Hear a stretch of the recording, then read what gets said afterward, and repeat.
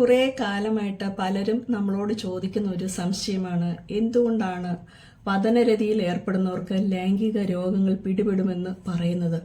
ഇതിനായിട്ട് കോണ്ടം ഉപയോഗിക്കണമെന്ന് പറയുന്നത് എന്തുകൊണ്ടാണ്? സാധാരണ തരത്തിലുള്ള കോണ്ടമാണോ ഇതിന് ഉപയോഗിക്കേണ്ടത്, അതോ വേറെ എന്തെങ്കിലുമാണോ? അതല്ല, ഇനി ഡെന്റൽ ഡാം എന്നൊക്കെ കാണുന്നു. ഇതെന്താണ് സംഭവം? ഇത് കടയിൽ നിന്ന് വാങ്ങാൻ കിട്ടുമോ, അതോ നമുക്ക് ഉണ്ടാക്കാൻ പറ്റുമോ? ഇതിന്റെ ഉപയോഗം എന്താണ്? ഇങ്ങനെ നിരവധിയായ സംശയങ്ങളൊക്കെ ഒരുപാട് ആളുകൾ ചോദിക്കുന്നുണ്ട്. അത്തരക്കാർക്കുള്ള ഒരു മറുപടിയായിട്ടാണ് നമ്മൾ ഇന്ന് ഈ വീഡിയോ ചെയ്യുവാനായിട്ട് ഉദ്ദേശിക്കുന്നത്. അപ്പോൾ എല്ലാവരും ചാനലൊന്ന് സബ്സ്ക്രൈബ് ചെയ്യാനും വീഡിയോ ലൈക്ക് ചെയ്യാനൊന്നും മറക്കരുത് കേട്ടോ. സ്ത്രീകളെ സംബന്ധിച്ചിടത്തോളം വളരെ പെട്ടെന്ന് തന്നെ രതിമൂർച്ചയിലേക്ക് എത്താൻ സഹായിക്കുന്ന ഒരു ലൈംഗിക പ്രവർത്തനമാണ് വദനരതി എന്ന് നിങ്ങൾക്കൊക്കെ അറിയാം. സ്ത്രീകളെ മാത്രമല്ല പുരുഷന്മാരെ സംബന്ധിച്ചിടത്തോളം വദനരതിയിൽ ഏർപ്പെടുക എന്നുള്ളത് അവർക്ക് ഭയങ്കരമായിട്ട് ഒരു സുഖവും സന്തോഷം വ്യത്യസ്തമായ അനുഭൂതിയും നൽകുന്ന ഒരു കാര്യമാണ്. പക്ഷേ ഈ ഒരു കാര്യം ചെയ്യുമ്പോൾ നമ്മൾ ഒരുപാട് കാര്യങ്ങൾ ശ്രദ്ധിക്കണം. പലരെ സംബന്ധിച്ചിടത്തോളം ഇത് ഭയങ്കര അറപ്പാണ്, മോശപ്പെട്ട കാര്യമാണ്, ഇങ്ങനെയൊക്കെ ചെയ്യാൻ പാടുണ്ടോ എന്ന് ധരിച്ചു വെക്കുന്ന ആളുകൾ നമ്മുടെ ഈ വിദ്യാസമ്പന്നരാണ് എന്ന് നമ്മൾ അഭിമാനിക്കുന്ന നമ്മുടെ ഇടയിലുമുണ്ട്. ഈ ഒരു വിശ്വാസം ഇത് വളരെ മോശപ്പെട്ട കാര്യമാണ് എന്ന് ധരിച്ചു വെക്കുന്നതിൽ സ്ത്രീകളാണ് മുൻപന്തിയിലെന്ന് നിങ്ങൾ മനസ്സിലാക്കുക. പ്രത്യേകിച്ച് ചില മതവിഭാഗങ്ങളിൽ പെടുന്ന ആളുകളെ സംബന്ധിച്ചിടത്തോളം പുരുഷന്മാരാണെങ്കിലും സ്ത്രീകളാണെങ്കിലും ഇത് പാപമാണ് എന്നോ അറപ്പാകേണ്ട കാര്യമാണെന്നോ ഇതൊന്നും സഭ്യതയുള്ളവർ ചെയ്യുന്നതല്ല എന്നൊക്കെയാണ് ധരിച്ചു വെച്ചിരിക്കുന്നത്. ഈ ധാരണയെല്ലാം വളരെ തെറ്റായ ഒരു കാര്യമാണ് എന്ന് ആദ്യമേ മനസ്സിലാക്കുക. പണ്ടുകാലം മുതലുള്ള നമ്മുടെ ക്ഷേത്ര ശില്പങ്ങളിലും വാത്സ്യായന മഹർഷിയുടെ ബുക്കിലൊക്കെ ഇതിനെക്കുറിച്ചുള്ള പരാമർശങ്ങളുണ്ട്, ഇതിൻ്റെ സചിത്ര വർണ്ണനകളുണ്ട്. അപ്പോൾ ഇത് പണ്ടുകാലം മുതൽ നമ്മുടെ ഇടയിൽ ഉണ്ടായിരുന്ന ഒരു കാര്യമാണ്. അതായത് സ്ത്രീയെ സംബന്ധിച്ചിടത്തോളം ഗർഭധാരണ സാധ്യത ഇല്ലാതാക്കുന്ന ഒരു കാര്യമാണ്. അതായത് ഇത്തരത്തിലുള്ള ഒരു കാര്യങ്ങളുടെ സ്ത്രീ ഒരിക്കലും ഗർഭിണിയാവുകയുമില്ല, എന്നാൽ ലൈംഗിക സുഖം ലഭിക്കുകയും ചെയ്യും. എല്ലായ്പ്പോഴും മനുഷ്യനെ സംബന്ധിച്ചിടത്തോളം പ്രോപ്പറായിട്ടുള്ള ലിംഗയോനി സമാഗമം അല്ലെങ്കിൽ അത്തരത്തിലുള്ള ഒരു ബന്ധം എപ്പോഴും സാധ്യമായെന്ന് വരില്ല. ചില സാഹചര്യങ്ങളിലെങ്കിലും നമുക്ക് ലൈംഗിക താല്പര്യം ഉണ്ടാകും, ആഗ്രഹം ഉണ്ടാകും. അപ്പോൾ അതൊക്കെ സാറ്റിസ്ഫൈ ചെയ്യാൻ വേണ്ടിയിട്ടാണ് ഈ ഒരു കാര്യം കൂടുതലായിട്ട് നമ്മൾ ചെയ്യുന്നത്. അതുപോലെ നമ്മൾ മനസ്സിലാക്കുക, അടുത്ത കാലങ്ങളിലൊക്കെ ഇത്തരത്തിലുള്ള സൈറ്റുകൾ അല്ലെ, പോൺ സൈറ്റുകൾ ധാരാളമായിട്ട് ആളുകളുടെ ഇടയിലുണ്ട്.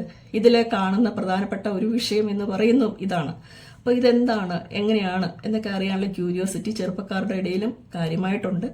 അപ്പോൾ ഈ ഒരു വിഷയത്തിൽ ഇതൊരു പണ്ടുകാലം മുതൽ ചെയ്യുന്ന കാര്യമാണ് എന്ന് നമ്മൾ ആദ്യമായിട്ട് മനസ്സിലാക്കുക. പക്ഷേ നിങ്ങളുടെ സ്വന്തം ഭാര്യ ഭർത്താവ് അല്ലാതെ ഇന്നത്തെ കാലത്തെ പലരുമായിട്ട് പല സാഹചര്യങ്ങളിലും ബന്ധമുണ്ടാകുന്ന സ്വാഭാവികമാണ്. ലവേഴ്സ് തമ്മിൽ ഉണ്ടാകാറുണ്ട്, ലിവിങ് ടുഗദർ പാർട്ട്നേഴ്സ്.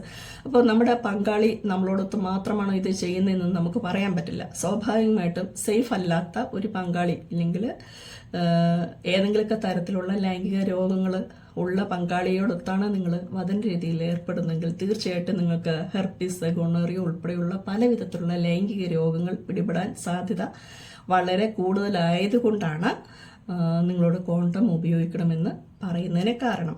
ഇതിന് തന്നെ പല ഫ്ലേവറുള്ള കോണ്ടമൊക്കെ ഇറങ്ങിയിട്ടുണ്ട്, അത് നിങ്ങൾക്ക് അറിയാമെന്ന് ഞാൻ വിചാരിക്കുന്നു.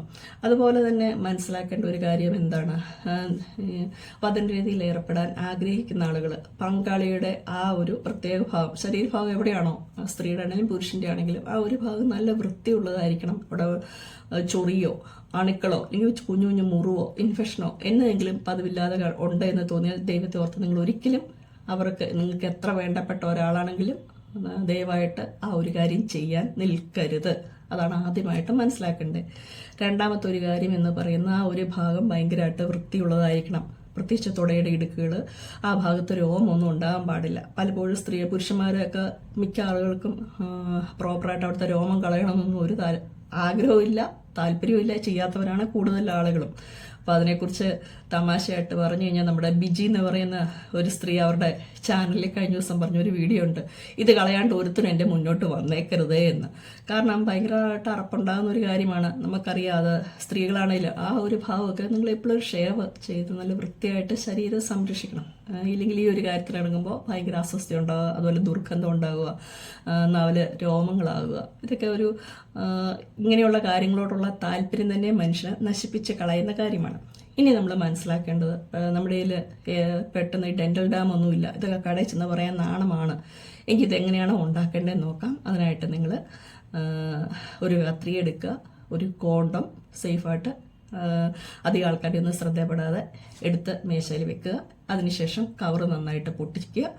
ഇനി നിങ്ങൾ ചെയ്യേണ്ട കാര്യം എന്താണ് എന്ന് ചോദിച്ചു കഴിഞ്ഞാൽ, ആ സാധാരണ കൊണ്ടോട്ടോ വേണ്ടേ, അതിൻ്റെ 2 വശവും നന്നായിട്ട് കണ്ടിച്ച് കളയാം.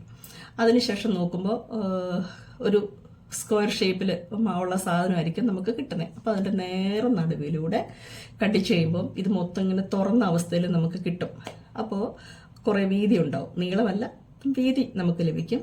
ഈ ഒരു സാധനം നമ്മൾ സ്ത്രീയുടെ ആണെങ്കിലും പുരുഷൻ്റെ ആണെങ്കിലും ഏത് ഭാഗത്താണോ വെച്ചിട്ടുള്ള കാര്യങ്ങളാണോ നിങ്ങൾ ചെയ്യാൻ ഉദ്ദേശിക്കുന്നത്, ആ ശരീര അവയവത്തിലോട് ചേർത്ത് വെച്ചിട്ട് നിങ്ങൾ ഉദ്ദേശിക്കുന്ന കാര്യങ്ങൾ ഇതിന് മുകളിലായിട്ട് ചെയ്യുക.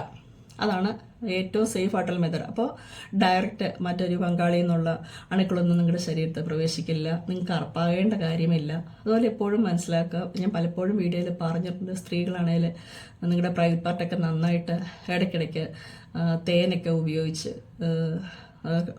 വാഷ് ചെയ്യുക, അല്ലെങ്കിൽ ബി വാഷ് ഉപയോഗിച്ച് വാഷ് ചെയ്യുക. അവിടെ അണുവിമുക്തമായിരിക്കണം. പലരെ സംബന്ധിച്ചിടത്തോളം പുരുഷന്മാരാണെങ്കിലും സ്ത്രീകളാണെങ്കിലും അവിടെ ഉണ്ടാകുന്ന പ്രത്യേക ഓരോ ശരീരത്തെ പ്രകൃതി അനുസരിച്ച്, നിങ്ങൾ കഴിക്കുന്ന ഫുഡിനനുസരിച്ച്, നിങ്ങൾ കുടിക്കുന്ന വെള്ളത്തിൻ്റെ അളവ്, ഇതിനൊക്കെ അനുസരിച്ച് ആ ഒരു ഭാഗത്തുള്ള സ്മെല്ല് വളരെ വ്യത്യസ്തമായിരിക്കും.